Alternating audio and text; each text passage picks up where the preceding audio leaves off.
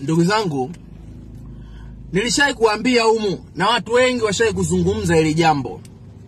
Unapoingia bafuni kuoga, hakikisha unaanza kujimwagia maji kwenye miguu kwanza.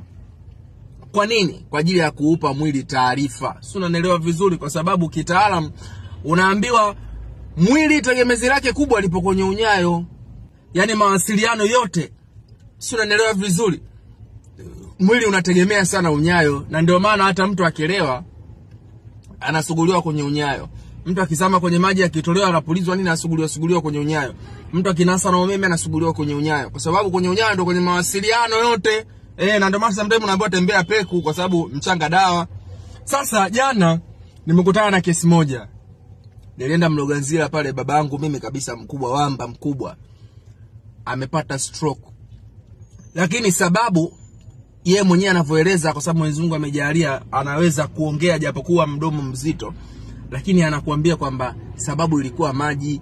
Alikuwa anajisikia vizuri, tukashinda vizuri tu, ameingia kuoga, alivyojimwagia tu maji kichwani akasikia kichwa kinamuuma, mpaka kwenye shingo, umesulia shingo inauma. Ghafla akaanza kuhisi nguvu zinamuishia na kama sehemu moja inapooza. Si unanielewa vizuri? Kwa hiyo ndugu yangu, kuwa makini unapoenda kuoga, hakikisha